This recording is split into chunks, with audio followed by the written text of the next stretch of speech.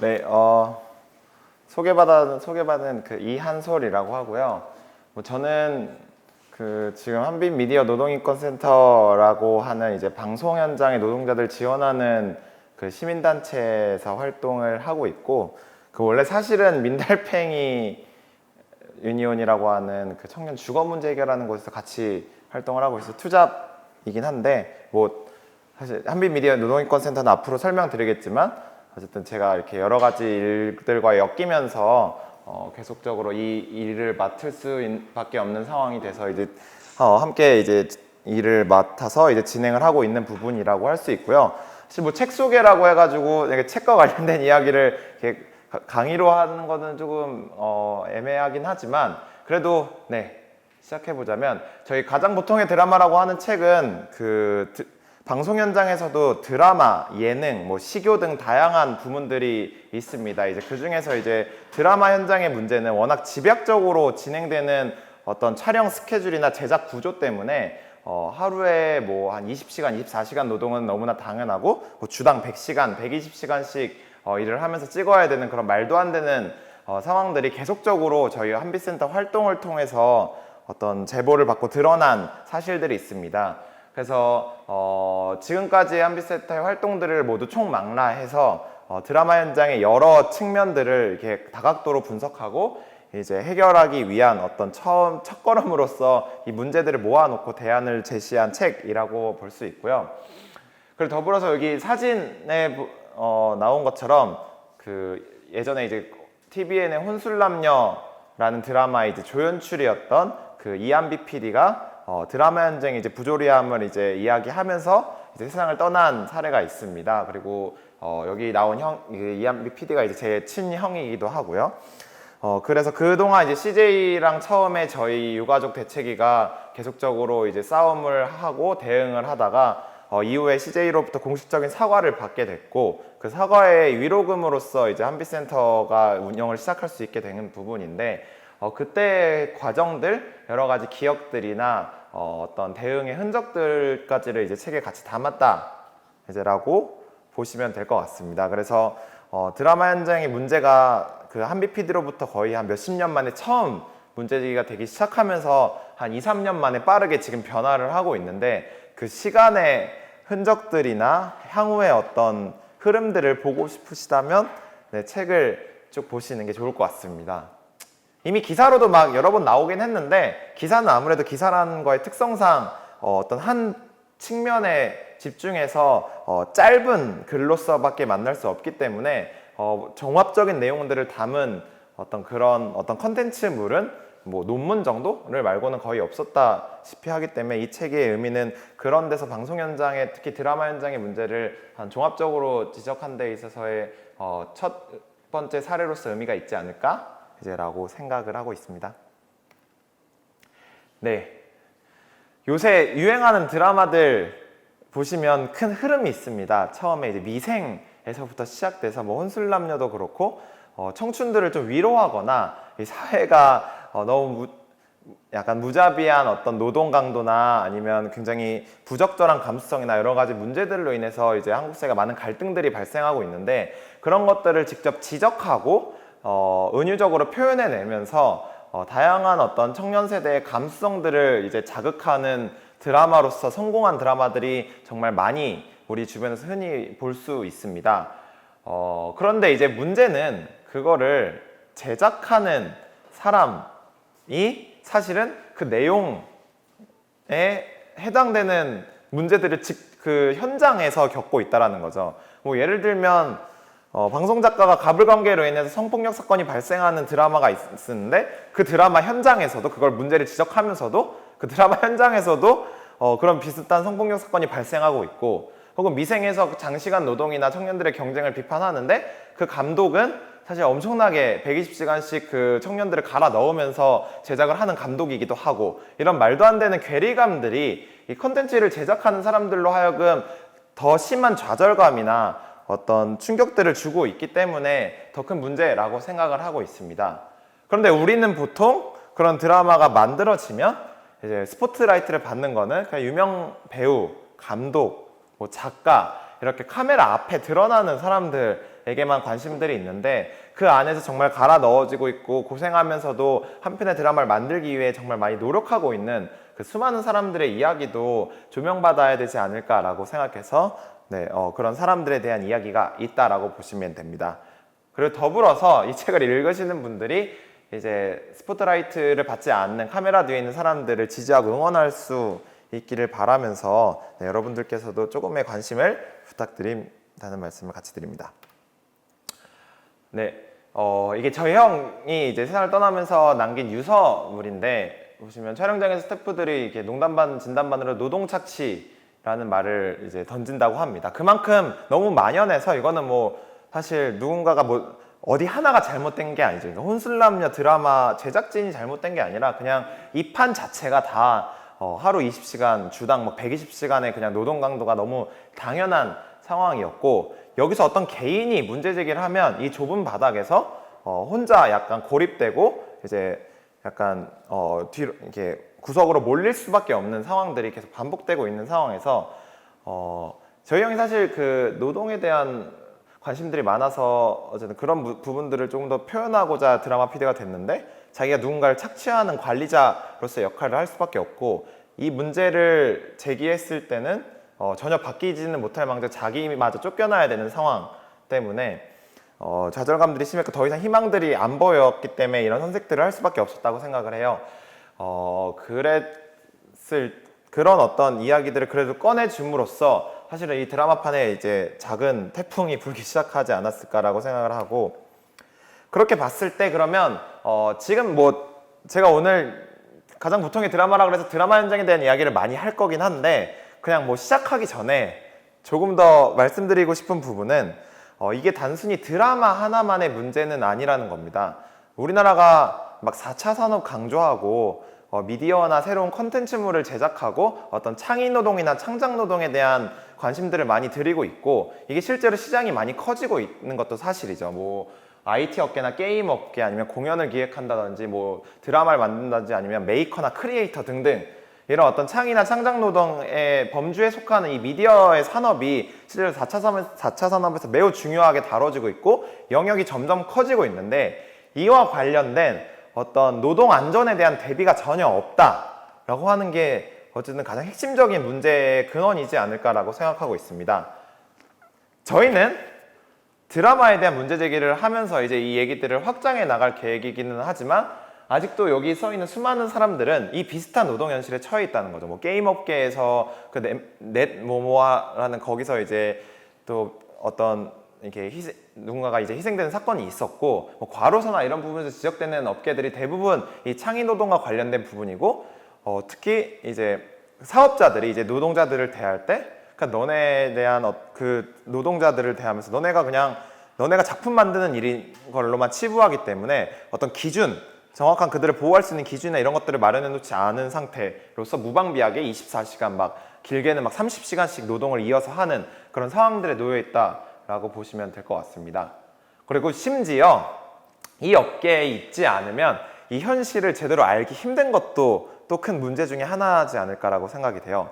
뭐 예를 들면 우리가 흔히 뭐 자동차를 만든다고 한다면 어떤 공장에서 어떤 부품, 그러니까 자기 어떤 롤을 맡아가지고 이제 어떤 일을 하는지가 흔히 상상이 되는데 뭐 예를 들면 뭐 포커스 풀러라고 하면 이 사람이 뭘 하고 있는지 혹은 뭐 후반부 작업은 어떤 방식으로 이루어지는지 뭐 아니면 뭐 대도구 그립 막 이런 어떤 특수한 직종의 용어들이 그냥 그 어떤 하나의 직군으로서 대중들에게 이해되기가 어렵다 보니까 그리고 이 업계 자체가 완성된 작품만을 너무 조명하다 보니까 뭐랄까 특히나 이 직군에서 일하는 사람들의 이야기가 좀 잘 알려지기 너무나 어려운 상황이지 않나라고 생각되고 있습니다. 그래서 우리나라가 진짜 창의노동과 창작노동을 계속 중요시 할 거고 앞으로 이런 문화 콘텐츠의 산업들을 계속 나아가고 싶다면 사실 제도적으로도 기준을 만드는 게 당연히 필요하고요. 그러니까 이 노동 강도가 어느 수준이 적절한지 그리고 어떤 대우가 가장 그들에게 노동 조건을 적절하게 대우해주는 조건인지 등등을 제도적으로도 마련할 필요가 있고 이 제도 자체가 없기 때문에 그리고 시민들의 관심이나 업계에 대한 문화들이 좀 변하면서 서로가 좀 상생할 수 있는 구조들을 만들어야 된다라고 이제 생각을 하고 있습니다. 그러면 조금 더 들여다볼게요. 제가 모호한 이야기만 했는데 이 업계의 가장 큰 문제는 이 노동자로 인정받지 못하는 게 문제입니다. 그러니까 지난 10년간 한국 사회의 화두는 노동 이슈에 있어서의 화두는 정규직이냐 비정규직이냐가 그 어떤 노동의 이슈에 있어서 가장 핫한 어떤 관심사였습니다. 그리고 뭐 새 정권이 들어서면서 비정규직을 정규직으로 전환하기 위한 그런 10년간의 노력 끝에 그런 움직임들도 벌어지고 있죠. 하지만 이 업계는 좀 슬픈 이야기지만 그 비정규직에도 속하지 못하는 사람들입니다. 아예 노동자로서 인정받지 못하고 있는 그런 어떤 법의 제도의 분류상 그런 직군들이 대부분 이 아까 말했던 미디어 업계의 대부분은 이 비정규직으로조차 인정받지 못하는 거죠. 그러니까 노동시간이 제일 대표적으로 노동시간이 체크받지 못하고 그 노동시간에 따른 임금이 책정되지 못하고 이런 여러 가지 문제들로 인해서 애초에 노동자로 분류되지 않다 보니까 여러 가지 사각지대에 노출될 수밖에 없다라고 하는 게 사실 가장 핵심적인 문제라고 보시면 됩니다. 그러다 보니까 당연히 뭐 근로계약서도 안 쓰고 근로계약서를 안 쓰다 보니까 뭐 이분들이 피해를 당했을 때 어떤 요구할 수 있는 권리 보장의 측면도 아예 없다라는 거죠. 그래서 비정규직도 못 되고 있는 이 현실 속에서 사용자들이 더 악랄한 방식으로 이제 착취할 수가 있는 어떤 조건이 마련됐다라고 보시면 됩니다. 뭐 이게 사실 책에 아주 자세하게 나와 있긴 한데 제가 이렇게 간단하게 그 책에 있는 챕터를 조금 더 설명을 드리면 턴키 계약이라고 하는 계약 방식이 있습니다. 이건 보통 그 건설업계에서 쓰이는 방식인데 건설업계 이제 그 소위 제가 노동일가 그 공사일을 하러 가면 거기 반장이 있습니다. 그 반장이 있고 반장이 이제 그러니까 노동자들 이렇게 불러서 이제 그 사람들이 이제 약간 뭐 나르고 일 시키는 걸 시키고 저희는 건설사의 소속은 아니에요. 그냥 반장한테 이제 불려서 일용직으로 쓰이는 거고 이 반장이 피라미드식으로 어떤 하청업체 건설사에 속해 있고 이 하청업체 건설사를 이제 그 현대나 이런 큰 건설사들이 이제 어떤 피라미드식으로 구조를 짜놓은 거라고 보시면 되는데 턴키 계약의 핵심은 이 통계약이라는 겁니다. 그러니까 예를 들면 반장한테 10명의 그런 노동자들이 붙듯이 이제 촬영팀한테 그냥 5천만 원이면 5천만 원을 던져줍니다. 그리고 그 안에서 이제 알아서 해결하라는 건데 실제로 거기서 노동자가 몇 명이 있는지 그래서 조건이 어떻게 바뀔 때마다 어떻게 임금이 변해야 되는지 이런 것들을 전혀 고려하지 않고 그냥 딱 통으로 계약을 맺어버리고 그 안에서 문제가 발생하거나 변수가 발생했을 때는 그 촬영팀이 알아서 해결하게끔 만드는 이 구조가 이제 턴키 계약이라고 보시면 되는데요. 그랬을 때 문제는 예를 들면 뭐 미투 운동으로 인해서 뭐 A 드라마에서 미투 운동으로 인해서 주연 배우가 바뀌는 일이 있었어요. 그래서 촬영을 다시 해야 되는데 그렇게 되면 어쨌든 노동시간이 늘어나는 건 너무나 당연한 일이고 그러면 그 안에서 일하는 사람들은 그 추가적인 촬영분들을 실제로 방송국이나 제작사가 부담을 해야 되는 게 당연한데 이 턴키 계약 하에서는 그냥 난 너에게 5천만 원 줬으니까 이제 그걸로 퉁치는 겁니다. 그리고 이 턴키 계약은 또 신기한 게 노동계약으로 쳐지지가 않아가지고 애초에 이 작품을 만드는 조건으로 돈을 주는 거죠. 그렇기 때문에 이 턴키 계약을 받은 사람은 어떻게 마찬가지로 이제 본인도 카메라 감독도 을인데 방송국에는 을인데 이 사람도 여기에 근로계약을 맺기가 어려워지는 구조입니다. 말씀드린 것처럼 앞선 것처럼 이게 변수가 발생했을 때 본인이 5천만 원 내에서 해결을 해야 되다 보니까 여기도 또 근로계약을 맺어 놓아서 2배가 됐을 때 제작비가 8천만이 되면 본인이 다 그걸 감당해야 되는 거지 제작비사나 방송국이 감당해주는 구조가 아니기 때문에 계속 이런 식으로 턴키로 어떤 가불관계를 명확하게 하도급 체제를 공고히 해두고 노동계약을 직접적으로 맺지 않다 보니까 이 밑에 있는 모든 사람들이 다 착취당할 수밖에 없는 구조에 빠진다라고 보시면 됩니다. 사실 이런 어떤 복잡한 그 정말 우리 그냥 일반적인 노동시장에서는 생각도 할 수만큼 복잡한 구조들이 너무 많아서 어떤 전문가가 들어가서 이 부분을 정리해 주거나 해결할 수 있는 여지가 없는 거예요. 그냥 책에서도 계속 나오는 얘기인데 그래서 너무 복잡한 사항들을 뭔가 한 큐에 딱 해결할 수 있는 어떤 비정규직을 정규직으로 전환한다 뭐 이런 차원으로 해결할 수 있는 문제가 아니다 보니까 어쨌든 요 방송업계 문제들이 계속 복잡해지고 해결하기 어려워지는 것도 있고 그런 어떤 복잡한 구조를 활용해서 사용자라고 할 수 있는 방송국과 제작사들이 계속 더 치밀하고 더 법에는 어긋나지 않지만 사람들을 더 갈아 넣을 수 있고 착취할 수 있는 구조들을 계속 만들고 있다고 보시면 뭐 이건 뭐 유명한 거니까 그 우리가 다들 재밌게 보셨죠? 그 나의 아저씨에서 주당 126시간을 촬영을 한 4주 동안 강행했습니다. 흔히 생각하시면 아시겠는데 뭐 126시간이라고 하면 한 진짜 일주일에 그러니까 하루에 한 5시간, 4시간씩 자고 한 달을 계속 찍은 거예요. 그냥. 근데 그 126시간의 기준이 촬영장에서의 스타트 콜타임이라고 부르는 그 시간과 자 이제 끝내겠습니다라고 하는 그 시간을 합친 거예요. 그러면 바로 그 촬영 현장에서 잠을 자는 것도 아니잖아요. 그럼 이제 왔다 갔다 하는 시간을 하면 한 달 동안 이 사람들이 진짜 2시간, 1시간씩 자면서 촬영을 이어갔다라는 얘기죠. 그래서 이제 한빛센터에서 이제 대응을 했어요. 대응을 해가지고 주 6일 동안 126시간을 찍었으니까 진짜 말도 안 되니까 이거를 바꾸라라고 했어요. 바꾸라고 했고, 근데 그러니까 그때 당시에 저희가 계산했을 때 일주일에 하루 휴일이 있고 그 다음에 4시간씩밖에 못 쉬는 환경이었는데 평균적으로 얘네들이 대책을 내놓은 게 주 7일에 18시간 촬영으로 바꿉니다. 그러니까 약간 눈 가리고 아웅한 거죠. 그러니까 자는 시간을 6시간 확보해 주겠다면서 기존에 하루 휴일 하던 것도 없애고 그냥 쉬는 날 없이 한 달 찍는 스케줄로 바꾼 거예요. 그러니까 이게 그냥 업계에 너무 당연한 문화고 사람들이 비판하면 그럼 방송 안 내보낼 거야? 지금 밀려있는데 빨리빨리 내보내야지 라고 하는 그런 어떤 너무 그 정원 명령 같은 그런 압박들이 그냥 이 사람들을 그냥 120시간, 150시간씩 일하게 만드는 구조로 빠지게 만들고 있습니다.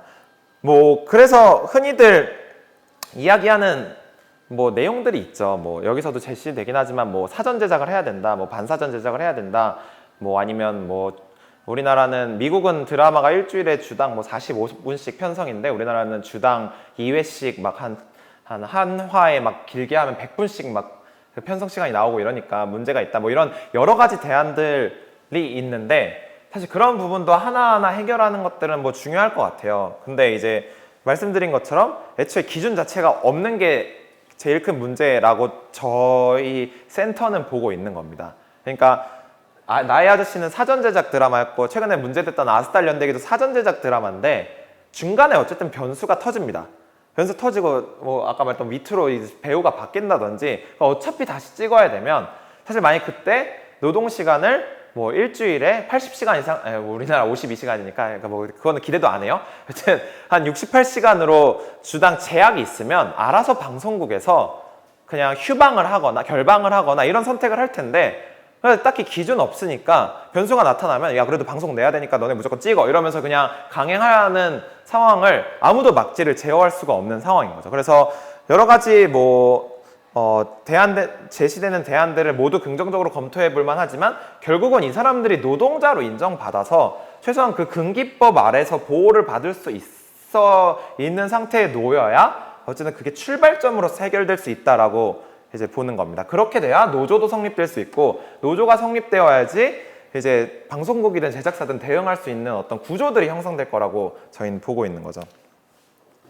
네, 그래서 어쨌든 초반에는 이 장시간 노동과 고강도의 어떤 부담, 그러니까 촬영 제작 구조를 이야기했는데 이게 사실은 이게 이슈긴 해요. 지금 드라마 현장에 그가 진짜 120시간 찍으니까 문제긴 한데 사실 그거 말고도 되게 다양한 이슈들이 같이 있습니다. 다만 이게 너무 열악해서 뭐 안전에 대한 문제나 뭐 폭력적인 문화에 대한 이슈는 아예 꺼내지도 못하는 거예요. 그러니까 지금 일단 120시간 찍고 내가 지금 당장 과로사할 것 같은데 뭐 다른 얘기들은 꺼내지도 못하고 있는데 어쨌든 그럼에도 불구하고 그 초고강도의 노동 시간과 더불어서도 어떤 세트장에 대한 안전에 대한 부분도 매우 부실한 상태고 화유기 때 한번 크게 다치신 분도 있었고 30이지만 17입니다라는 그 SBS 드라마에서도 한 분이 돌아가시기도 하셨죠.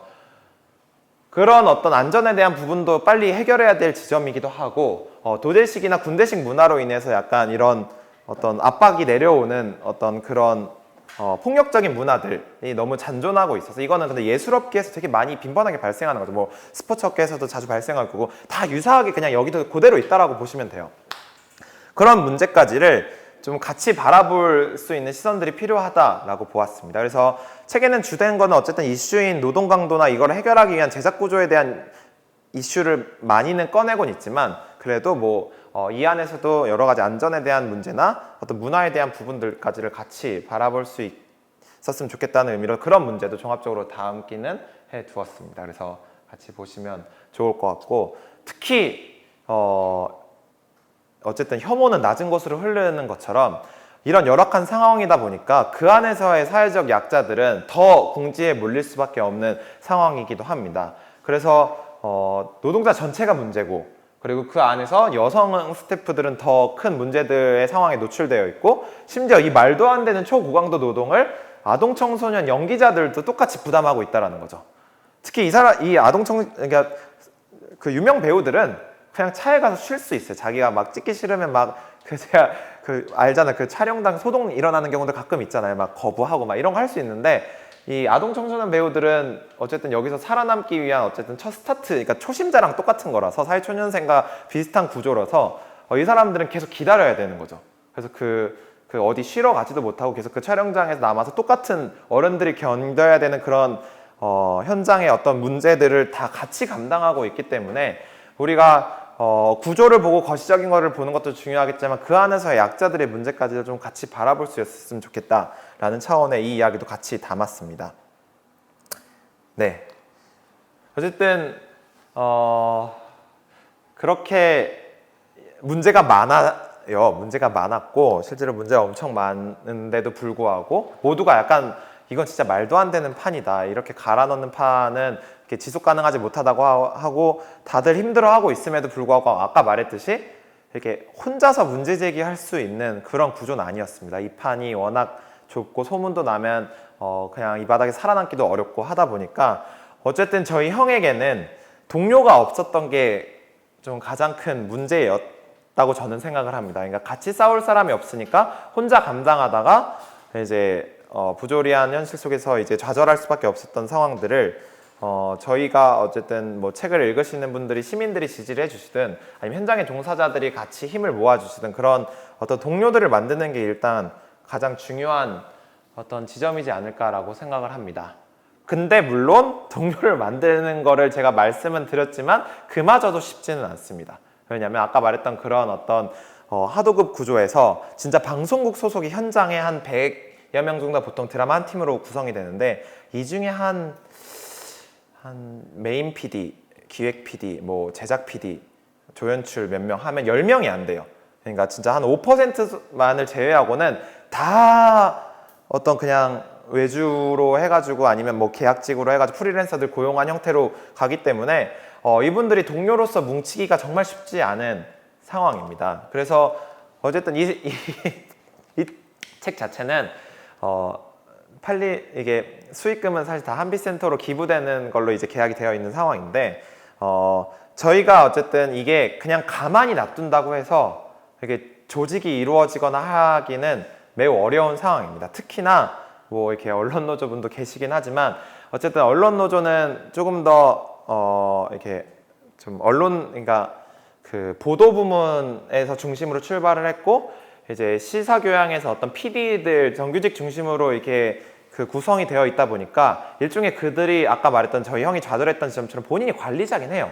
그러다 보니까 이들과의 어떤 이해관계가 달라서 적극적으로 노조가 나서기가 또 쉽지는 않은 상황이긴 합니다. 그래서 저는 좀 다른 방식의 어떤 조직이 필요할 것 같았고, 그래서 이제 한빛센터가 이제 그런 부분들을 조직하는 것들을 지원하는 활동들을 해야겠다 해가지고 저희가 출범을 하게 됐고, 이 책에도 이제 후반부에 나와 있지만 어떤 그런 이 과정 속에서 이제 스태프 노조까지 만들어졌습니다.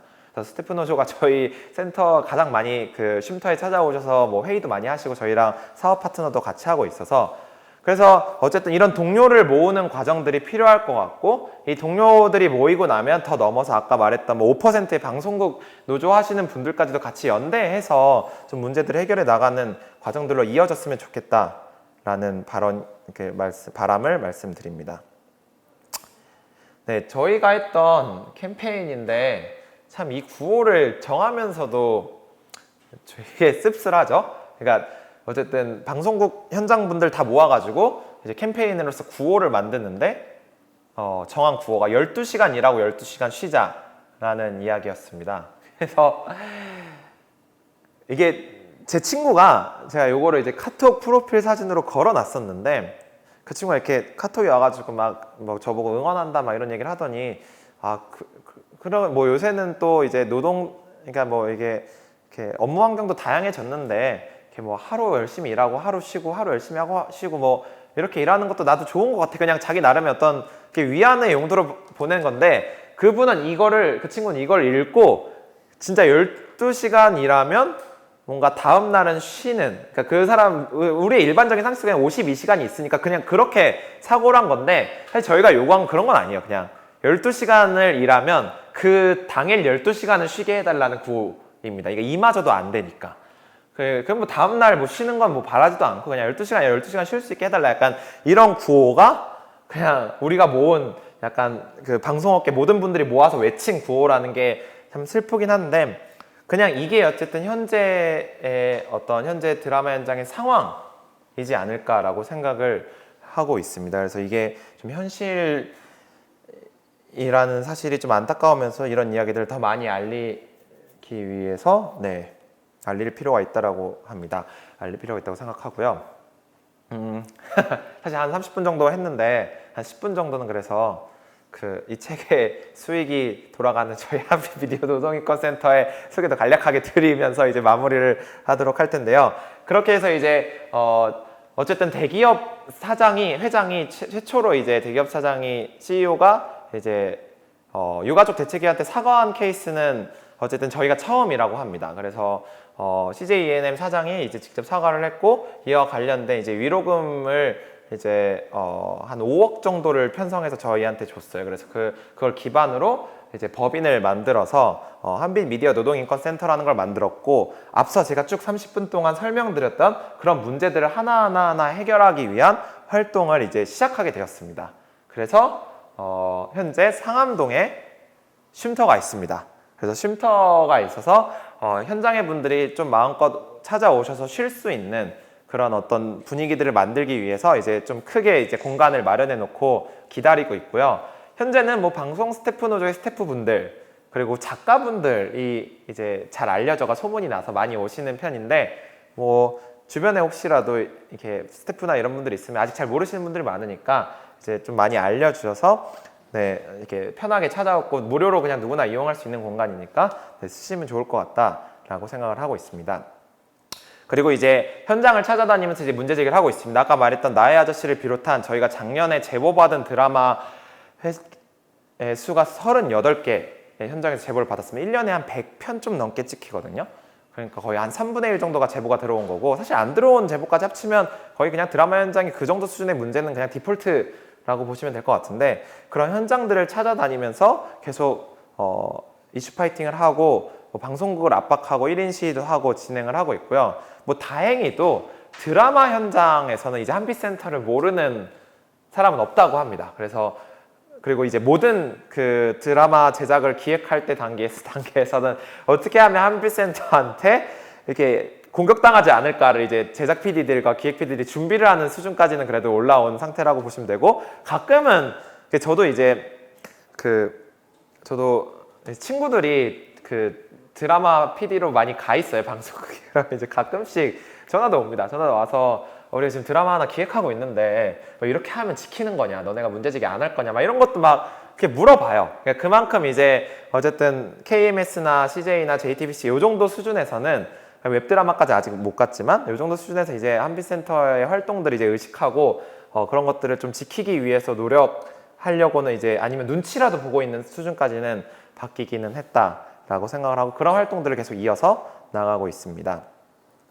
그래서 구체적으로는 뭐 실태 파악을 해서 미디어 신문을 통해서 제보를 들은 걸 가지고 이제 실태를 보고 이제 정책 개발을 하고 있죠. 저희가 사실 민간단체고, 지금으로서는 한빛센터가 어쨌든 이한비 PD의 어떤 기억들이 방송 현장에 많이 남아있기 때문에 아직까지 저희가 파워를 가지고 있긴 합니다. 근데 이게 한 5년 지나고 10년 지나면 그 파워가 그대로 남아있을 거라고 생각되진 않기 때문에 좀 저희가 힘이 있을 때 빠르게 제도를 구축해 놓기 위해서 노력을 하고 있습니다. 그래서 아까 말했던 복잡한 구조들을 계속 연구하고 있고, 그 연구의 결과물로서 책이 나온 거기도 하고요. 그리고 실효성 있는 정책들을 만들기 위한 대안들을 계속 제시하고 있습니다. 그래서 대표적으로는 최근에 특별근로감독을 이제 현장마다 파견을 해서 드라마 스태프들의 노동자성을 최근에 인정받았습니다. 이제 물론 법적으로 그게 정확히 어떻게 지켜야 될지 모르겠지만 이제 노동자는 맞다. 예전에는 이 사람들 노동자 아니다라고 했었는데 그냥 예술가라고 했었는데 이제 노동자는 맞다라고까지는 인정을 받는 수준까지 올랐습니다. 그렇게 되면서 최근에 방송국하고 협약도 하고 있는데 방송국에서도 이제 오케이 노동자 맞으니까 이제 무시할 수는 없겠고 이제 직접 계약을 맺겠다라는 어떤 약속까지를 이제 합의를 하고 있는 상황이라고 보시면 됩니다. 요거까지는 이제 기사에 다 나왔고 더 디테일한 내용들은 좀 더 협의를 해서 여러분들한테도 좋은 소식을 이제 전달을 드리면 좋겠는데 어쨌든 지금 그래도 이 1, 2년 사이에 많이 왔습니다. 그래서 이제 노동자도 인정받고 직접 계약도 맺을 수 있게 됐고 뭐 앞으로 이제 그게 잘 지켜질지는 모니터링 해야 될 문제인데 그래서 정책 개발을 해서 이제 제도 개선까지를 활동들을 계속 이어가고 있습니다. 그래서 아까 말했듯이 뭐 폭력적인 문화나 아니면 뭐 안전불감증이나 이런 문제들은 계속 많이 남아있기 때문에 인식 개선을 위한 여러 가지 활동도 이제 계속 이어가고 있습니다. 그리고 최근에 하나 더 생각하고 준비하고 있는 부분은 그 사회적 참사 유가족 모임들이 있습니다. 사회적 참사 유가족 모임들이 있어서 뭐 김용균 씨 어머니 그리고 뭐 반올림의 유미 아버님이 황상기 씨 아버님 뭐 아니면 뭐 그 이민호 씨 아버님 뭐 이렇게 세월호 유가족들 해서 어떤 사회의 어떤 부조리함들을 인해서 가족을 잃은 사람들이 같이 모여서 힘을 키우는 활동들을 하고 있고 이제 센터에서는 그런 어떤 활동들까지를 지원하는 활동을 계속해서 준비하고 있습니다. 네, 그래서 뭐 많은 활동들이 일단 이어지고 있어서 뭐 노동 상담도 하고 있고 제작 가이드라인도 마련했고 성평등한 방송 제작 만들기 캠페인도 진행을 하고 있습니다. 그래서 뭔가 사실 뭐 이 가장 보통의 드라마라는 책도 그렇고 한빛 미디어 노동인권센터라는 것도 그렇고 이 저희한테 있어서 제일 중요한 부분은 좀 그 어떤 바람의 측면일 것 같습니다. 그러니까 뭐 저희가 3년 전으로 돌아갈 수도 없는 상황이고 뭐 그건 뭐 당연한 현실인 거고 그랬을 때 제가 그 이 책에도 써놓긴 했는데 화요기에서 그 노동자 한 분이 거의 지금 다행히 나으셨어요. 근데 거의 사망 직전에 사고까지 발생을 했어서 큰 사고가 발생했었는데 그 소식을 들었던 시점이 저희가 CJ ENM이랑 재발방지 대책 약속해서 CJ ENM이 드라마 제작 환경 개선하겠다라고 저희랑 약속한 몇 가지 사안이 있었고 이게 단시간에 될 수 없으니까 6개월의 유예 기간을 드릴 테니까 그러면 거기도 자기네도 6개월 유예기간 받아서 그 내에 해결하겠다라고 하고 딱 6개월이 지난 그 시점에 CJ ENM이 찍는 화육이라는 드라마에서 그 사건이 발생을 한 겁니다. 그랬을 때 일단 그 소식을 듣는 것 자체가 굉장히 괴로운 일임과 동시에 어쨌든 저희가 저희 형을 걸고 이제 협상을 한 거죠, CJ랑. 그래서 그때 더 강하게 요구할 수도 있었을 거고 유예기간 따위 안 줬을 수도 있을 거고 뭔가 아니면 그냥 어떤 뭔가 소송으로 나가거나 다양한 방식을 취할 수 있었음에도 불구하고 이게 어쨌든 전반적인 드라마 문제가 제작 구조가 개선되길 바라는 마음에서 이들에게 약간 유예기간을 소위 준 거였는데 똑같은 사건이 또 발생하고 누군가의 가족이 또 아파할 생각을 하니까 이게 우리가 잘한 선택을 한 건가 막 그런 자괴감이나 이런 것들이 굉장히 심했었습니다. 그랬을 때 뭐 이 센터나 이 책 혹은 현재 드라마나 방송 현장의 문제들을 해결해 나가는 어떤 현재 우리들의 활동의 가장 핵심적인 부분은 똑같은 아픔이 발생하지 않는 게 저희한테는 기준인 겁니다. 막 뭐 엄청 현란하게 막 우수한 드라마가 우수한 환경에서 막 뭐 제작 구조가 어떻게 개선되고 막 우리가 되게 전문적인 역량을 가지고 막 솔루션을 제시하고 막 이런 거 당연히 못하죠. 근데 다만 똑같은 아픔이 반복되지 않기를 바라는 그런 진정성만큼은 어쨌든 이 구조를 바꾸는 데 있어서 작은 어떤 빚을 줄 수 있지 않을까라고 생각하고 있고 그거는 저희뿐만이 아니라 그 사회적 참사 그런 유가족 모임에 많은 분들이 활동하는 것들이 마찬가지일 거라고 생각을 해요. 그래서 그런 힘들을 좀 지지하고 힘을 보태주실 수 있었으면 좋겠고 그런 차원에서 책도 썼으니까 같이 읽어봐 주시면 감사드릴 것 같습니다. 그래도 많이 변했습니다. 이제 3년째 이르고 있는 형이 이제 세상을 떠난 3년째 이르고 있고 대책위가 활동한 지 한 2년 정도 지났고 문제제기가 재작년 4월 18일에 처음 진행이 됐고 이제 2년하고도 한 3개월 지났네요. 그랬을 때 많이 뒤흔들어지고 있습니다. 그래서 이 힘들이 조금 더 빠르게 좀 안정적인 다음 단계의 어떤 제작 구조의 변화로 이어질 수 있었으면 좋겠고, 더불어서 일단은 저희가 이번엔 가장 보통의 드라마라고 하는 이제 드라마 현장의 이야기만 했는데, 뭐 예능도 그렇고 시교도 그렇고 비슷합니다. 다 비슷한 상황인데, 이제 저희 형이 드라마 PD 출신이었고, 우리가 드라마 문제를 먼저 시작했기 때문에 이걸 먼저 해결해 나가고 있는데, 앞으로는 이제 센터도 더 나아가서 이제 방송 전반의 미디어계 이야기들을 같이 해나갈 어떤 준비들도 하고 있기 때문에, 어쨌든 오늘 잘 봐주시고, 다음에 또 가장 보통의 뭐 예능 뭐 이런 것들이 또 나오게 된다면 그때도 많은 관심들을 이제 가져주시면 네, 좋을 것 같습니다. 네, 그래서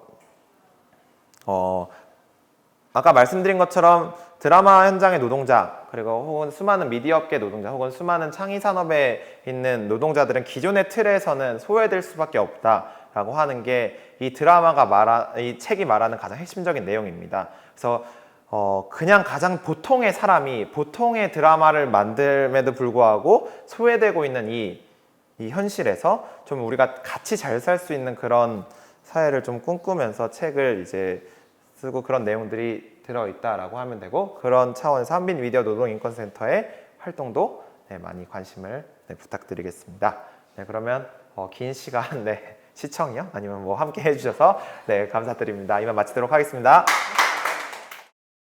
뭐 턴키 계약은 조금 더 설명드리면, 아까 설명드린 거를 다시 반복할 필요 없을 것 같고, 그 책임 구조를 그냥 외주화시킨다라고 생각하면 되는데, 이게 건설에는 어느 정도 되더라도 방송업계 안 되는 게, 저희가 장판을 깐다라는 걸 턴키 주면 그냥 장판 깔고, 가구 설비 그냥 나중에 가구 설비 따로 하고, 뭐 도배는 도배 따로 하면 되는데, 그게 보통 턴키로 많이 하거든요.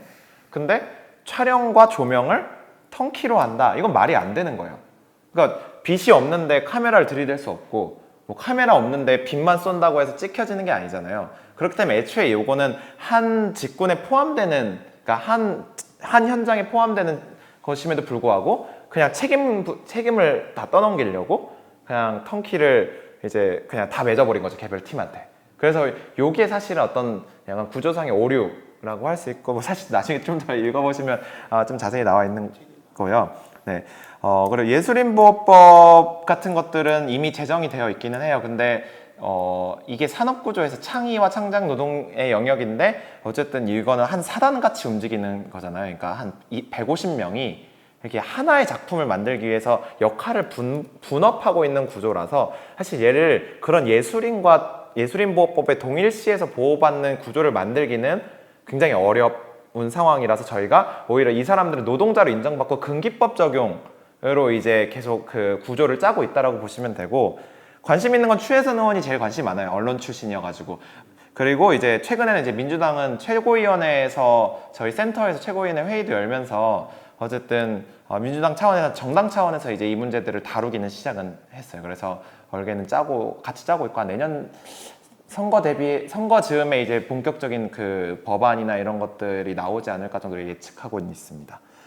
기생충은 영화업계에는 그래서 먼저 도입됐어요. 그 표준근로계약서가 먼저 도입됐고, 그러니까 거기는 노동자를 먼저 인정받았던 게 있어요. 근데 드라마랑은 약간 다른 건 잘 알다시피, 영화는 어쨌든 한 편을 느리게 잘 찍어서 나중에 관객을 많이 모으면 되는, 해놓고 그 시점은 그냥 찍어놓고도 한 1년 뒤에 그냥 이 경쟁작이 많으면 나중에 내고 이런 게 가능한데, 그러니까 드라마는 16편을 미니시리즈 기준으로 계속 내야 되다 보니까 이 표준근로계약서 도입 자체가 늦었던 거죠. 그러니까 그냥 방송국 이거 도입하면 지금 너무 손해를 보니까 손실을 하고 싶지 않아서 계속 미뤄왔던 거였고, 영화는 근데 영화는 기생충뿐만이 아니라 사실 영화산업노조의 노력으로 이미 한 90% 정도의 근로계약서를 맺고 있었는데, 봉준호 감독은 투자를 더 많이 받으셔서 90% 그냥 100% 정도로 해낸 거라고 저희는 보고는 있고, 근데 물론 대단하시고 잘하신 거는 맞고, 그런 게 영화는 원래 기반이 잘 돼 있었다라고 좀 더 보시면 될 것 같고, 주 1회는 뭐 경쟁 구도라서 그런 거죠. 뭐 처음에 단추를 그렇게 끼웠죠. 한국이 드라마 유행하면서 이제 KMS가 그냥 저희도 하루에 2편 보는 게 그 드라마를 더 많이 보지, 70분 원래 50분 편성에서 100분 늘어난 것도 한 번 볼 때 몰입시켜야지 보니까 계속 경쟁하다 보니까 쭉 늘어난 건데 그 노력들은 하고 있어요. 그래서 지금 한 50분까지는 합의를 받고 어쨌든 여기 이 정도 합의도 그래도 다행이죠. 예, 그래서 일주일에 100분이니까 예전에 200분이었다가 이제 그냥 계속 그렇게 경쟁을 좀 서로가 상생하는 구조를 만들 필요는 있지 않을까라고 생각하고 있습니다. 사실 동료식에 대한 부분들 특히 이제 뭐 정말 훌륭하신 분들 많으니까 배우님들 그래서 동료식 조금 더 이제 눈을 조금 열어보면 드라마 나의 아저씨 같은 경우에도 그 미투 때문에 그 바뀌어가지고 재촬영 들어갔을 때 배우들도 거의 콜타임과 거의 근접하게 그러니까 스태프들의 콜타임과 거의 근접하게 일을 해요. 물론 아이유 정도 배우 수준이면 그냥 자기 찍을 때만 나오면 되지만 조연들은 일단 다 대기시키고 그러니까 이런 게 있어서 이게 배우들이 일단 티켓 파워가 있고 그게 자기 업계에 같이 동료들 좁게는 배우들도 문제가 있고 이제 넓게는 한 산업 현장에 있는 사람들이 같이 있는 문제이기 때문에 동참을 사실 하라면 충분히 할 수 있다고 생각하고 허정도 배우나 박혁건 배우님은 본인이 현장에 있으면서도 그 불합리한 그러니까 약간 이렇게 어쨌든 감수하고 계속 발언을 저희랑 같이 해주시고 계시잖아요. 그래서 확실히 배우님 한두 분이 나서주시는 게 훨씬 더 대중들한테 훨씬 더 공감을 많이 받기 때문에 저희로서는 계속 찾아다니곤 있어요. 그런 지지해 주실 수 있는 배우님들을 찾아다니고 지금 두 분을 만난 거고. 네. 배우들이 셀럽으로서 이슈 파이팅을 그렇죠. 근데 그 말이 되게 괴리되는 막 어디 뭐 그 아프리카의 문제를 해결했다 뭐 이런 괴리되는 얘기가 아니라 그냥 자기 업계에 자기의 일을 이야기하는 건데도 힘을 가지니까 그게 더 시너지가 있다라고 생각은 돼요. 다만 배우들도 선택받아야 되는 입장이기 때문에 그렇죠. 그런 네. 얘기를 하고 다니면은 선택을 못 네. 받을 가능성이 네. 있으니까. 뭐 허정도 배우님 약간 그 이제 잘 안 쓰인다는 얘기를 막 되게 우스갯소리를 하시거든요. 네. 허정도 배우라고 원래 조연으로 하시던 분인데 지금은 더 안 불러주신다고. 네. 그러니까 아주 유명한 셀럽급 배우가 해줘야 아 그럼 좋긴 하겠죠. 네. 정우성이나 네. 그쯤 되면 좋겠네요. 알겠습니다. 어쨌든 네. 좋은 내용 말씀 주셔서 네. 감사합니다. 네, 감사합니다.